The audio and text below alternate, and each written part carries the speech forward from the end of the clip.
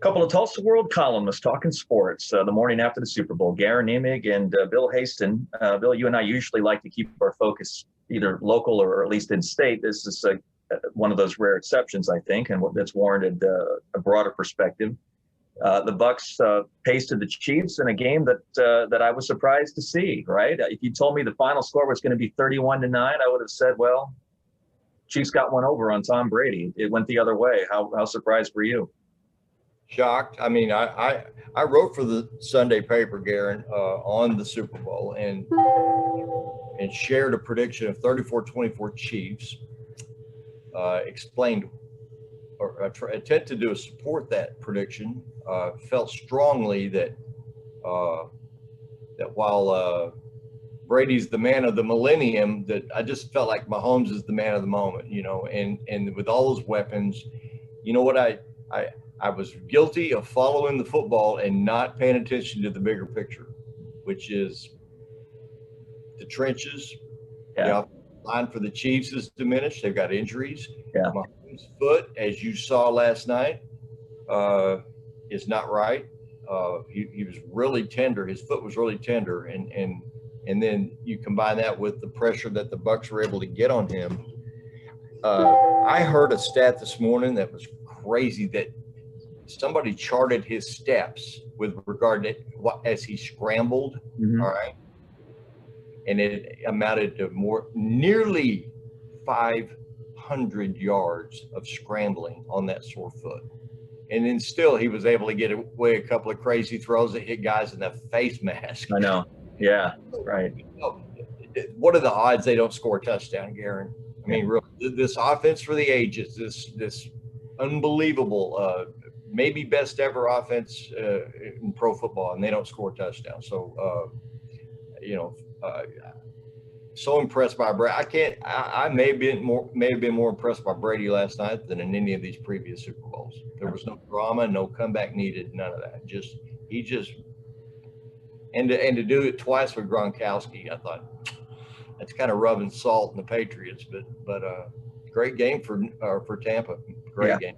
Well, I hope Tom has stopped by Todd Bowles' office this morning and thanked him, right, the defensive coordinator, for the Bucks, for the scheme he cooked up to help Bruce Arians win. Happy for Arians. I'm a Steelers fan, no secret. You see the backdrop of Lambert and Ham behind me, and I know that he did some good things with Roethlisberger once upon a time. So I'm not sure I can say the same about Antonio Brown. He's not exactly my favorite football player, but he gets his moment. You mentioned Brady. Bill, he obviously, not that he needed cementing in terms of, not that this legacy needed cementing, but he put another layer on it last night. But boy, the guy is one fortunate SOB though, isn't he? I mean, it's just he's won some Super Bowls on the strength of his offense, his arm, and all that he does as a quarterback. But he's also won a few because the other team has just been out of sorts. Think of the Rams a couple of years ago with that offense and Goff, and then certainly last night. So the old adage, it helps to be lucky too, I think comes into play as legendary a quarterback as he is. Well, one of his teammates or it was Julian Edelman yesterday on the NFL Network pregame, I think, who said that Brady is such a fitness and health fanatic. Mm-hmm. That takes about 45 different pills a day. Supplements, whatever, to keep his body in such great shape at that age. And also, I mean, I don't know what his diet looks like, but he looks, if anything, better at 43 physically than he did at 25. Mm-hmm. So, I mean, there's a level of commitment that you've got to salute with him with regard to taking care of himself. Yeah, for sure. He just won a 7th championship last night at 43. Troy Aikman had been retired for 9 years when he was 43. So it's, what guys like LeBron James and Drew Brees and Brady are doing at such an advanced age. It's kind of changing now.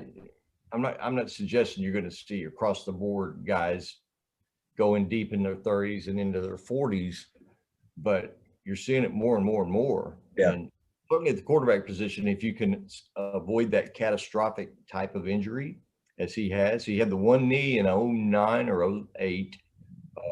Brady did. And otherwise, you know, he's been very fortunate in that regard too, Garen, to stay healthy.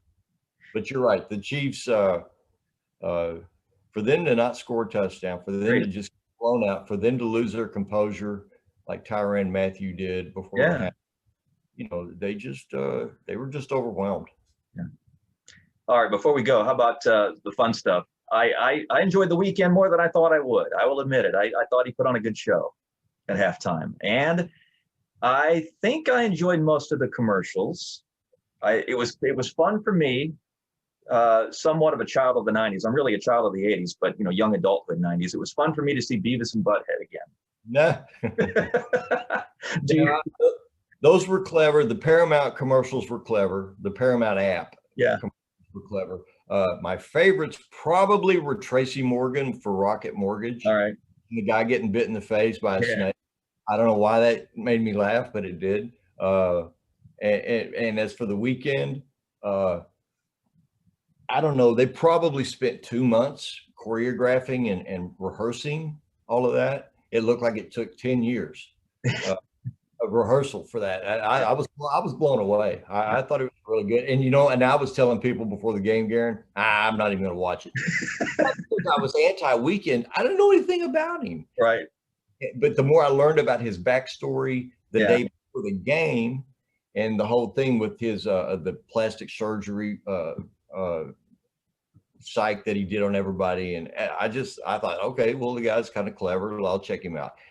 And so, was it Lady Gaga good? Was it Prince good? Was it Tom Petty good? To me, no, because I know those songs. Right. But I never looked away. I can say that. I watched every bit of it and thought, the man's got something going on. He's very impressive.